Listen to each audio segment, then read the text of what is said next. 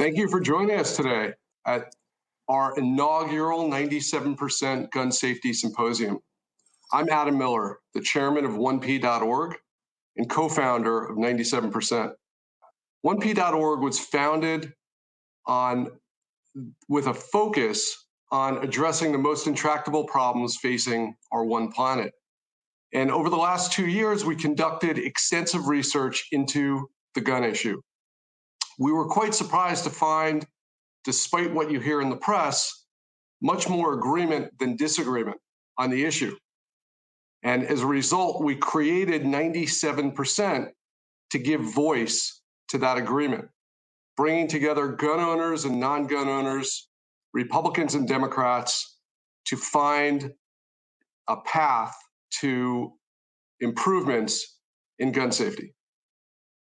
Today, we are going to hear from professors and activists, politicians and innovators who will bring new perspectives to the gun safety debate. Our goal is to take a balanced view of the issues and forge a better path towards gun safety, favoring pragmatism over polemics and giving voice to the vast majority of Americans who believe in responsible gun ownerships. There's arguably nobody better to kick off today than our next speaker, Chief Bratton. Chief Bill Bratton is one of the world's most respected and trusted experts on risk, security, crime, and gun issues. As chairman of Teneo Risk, Chief Bratton advises clients on risk identification, prevention, and response.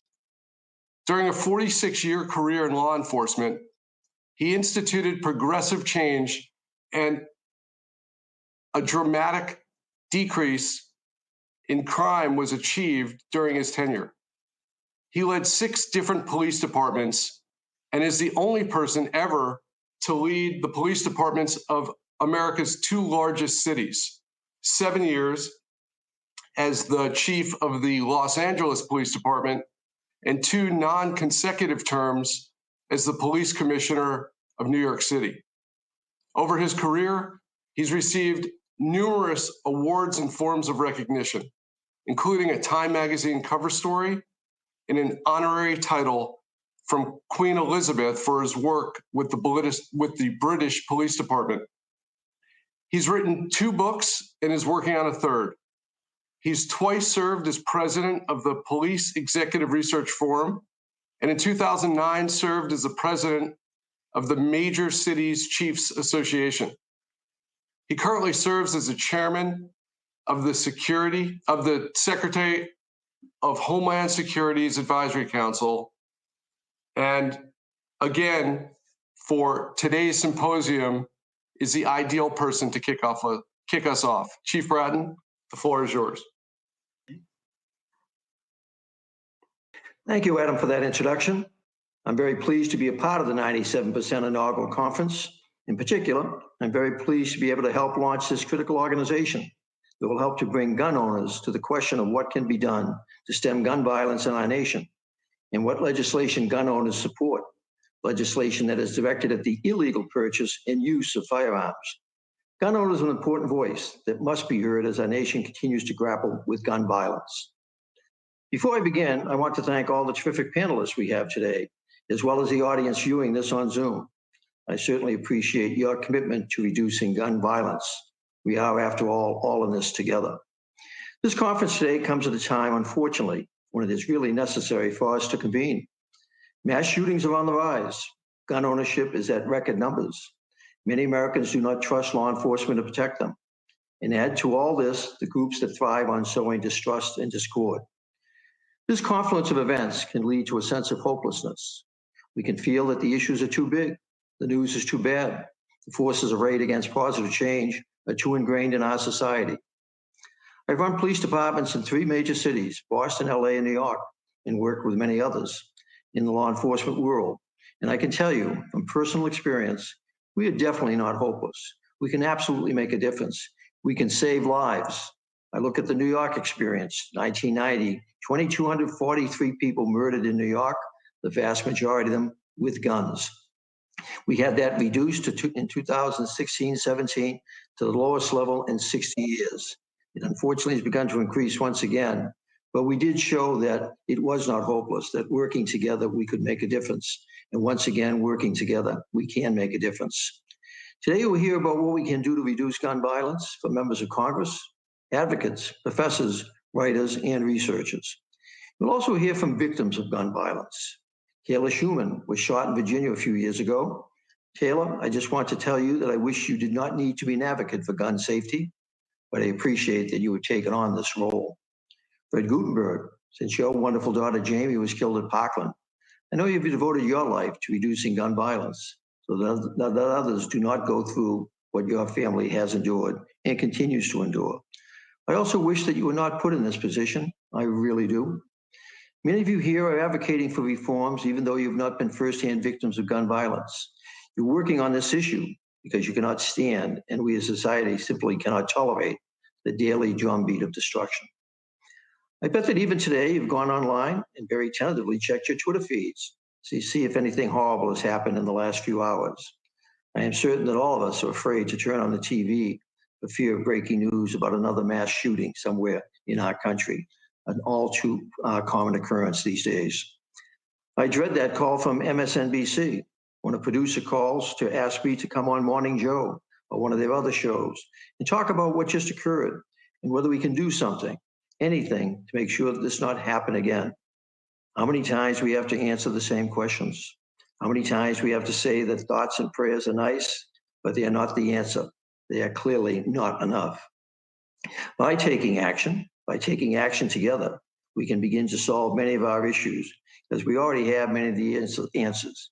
But what we need to work on is finding common ground where we can all come together to reduce the horrific toll taken by gun violence every year. According to the FBI, during the 6-year period from 2012 to 2017, more than $829 million worth of guns were reported stolen, amounting to nearly 2 million stolen guns in that time period. Now imagine if instead of someone stealing a gun out of a car, trunk, glove compartment, and using that weapon to commit a robbery or murder, that gun is rendered unusable because of fingerprint technology. Imagine how many lives we can save with smart technology, with smart guns. Today, we're going to hear from Bauer, an Albany, New York-based company that makes the Reach device. It's a safe that operates like a holster with fingerprint technology. You're going to hear from the smart gun company BioFire in Boston. The smart gun is locked unless it reads your authorized fingerprint. The technology is here, and it can make a difference now.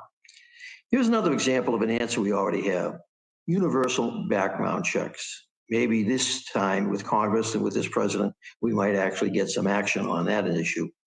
According to the Giffords organization, since 1994, more than 3 million people legally prohibited from possessing a gun have been stopped from purchasing a gun or denied a permit to purchase. Think of that, 3 million. More than 35% of those denials involve people convicted of felony offenses. Still, we have a patchwork of laws that allows too many criminals to get a gun by avoiding a background check altogether. A Harvard study found that 20% of all gun sales do not go through background checks. Think of that. Universal background checks will enable us to save lives right now. And the American public and gun owners, by huge majorities, support this. If only we could get that majority in Congress, and that's where one of the efforts needs to be focused. 97% of the country supports background checks. Dr. Michael Siegel and Claire Braun from Boston University, both of whom are leading panels today, did a study of gun owners and found that universal background checks are supported by 75% of those who already own guns. Universal background checks are an important tool in reducing gun violence, and it's high time that the Senate pass background checks legislation. We will keep trying to get them to vote in favor of that. Just recently, we saw a terrible incident in Indianapolis when an individual shot several people at a FedEx facility. Months before the shooting, police were alerted to a potential danger. Law enforcement took away this person's gun, but he was able to go out and purchase 2 more guns because prosecutors did not seek an extreme protection order, also known as a red flag law, which they could have done. And while mass shootings are absolutely horrific, we also know that the majority of deaths with guns are by suicide. Something that is really not well known. More of the focus tends to be on the incidents of mass shootings and murders that attract more public attention. Of the more than 42 deaths with a gun recorded in 2020, nearly 23,000 of those deaths are self-inflicted. And we're not even counting the failed efforts at using a gun for suicide purposes. The two states with the longest standing red flag laws, Connecticut and Indiana, saw 14% and 7.5% reductions in firearm suicide rates after implementing their measures. The Houston study of suicide showed how the impulsiveness of an attempt to take your own life is impacted by ready access to a firearm. The respondents were asked how much time had passed between when they decided to take their lives and when they actually made the attempt. 24% said less than 5 minutes, 48% said less than 20 minutes, 70% said less than 1 hour, and 86% said less than 8 hours. Now, when a family member or law enforcement is able to take away your weapon temporarily, that sudden decision is less likely to end a person's life. The weapon is not there. If you try to commit suicide with a gun, you will succeed nearly 90% of the time. Drug overdoses, however, which are the most common way to attempt suicide, are fatal less than 3% of the time. 90% versus 3%. What a set of statistics. Red flag orders can make a difference and prevent a person from committing suicide or harming a family member. We do not yet have a simple smart laws in the books around the country. The Biden administration, fortunately, has committed to providing guidance on red flag laws, and every state should have these laws on the books. We can do this now, and we can save lives now. Today, we'll hear from several esteemed current and former members of Congress, and they will explain why we need these laws and why we need to adapt technology, and they will explain how we can get this done. Today, we'll also talk and listen so we can get past the stereotypes and understand what really works, what does not, and what we can do going forward. Let's be sure to understand that not all gun owners are bad people because they own a gun. And not all gun owners are terrible, non-gun owners are terrible people because they don't own a gun. The reality is we have more guns than people in this country. They're here to stay, they're not going away, but what we need are meaningful controls on those weapons. And that is the focus of moving forward. In America, all of us agree that there are way too many people that commit suicide with a gun. Way too many parents are worried when they send their children off to school. Way too many of us go to a restaurant or a movie theater or the local supermarket and check for the exits in case there is a shooting. What a way to have to live. In America, we should not have to live that way. 97% focuses on bringing gun owners to the table because we believe that gun owners have been the missing link in the gun debate. The answers are before us. The power is in our hands, in your hands. And thanks to all of you and your hard work, we will make a difference and we will save lives. We can count, we can matter. Stacy, Adam Miller, thank you for inviting me here. I very much look forward to this conference. Thank you for your efforts. We can make a difference working together. Let's begin that effort. Thank you.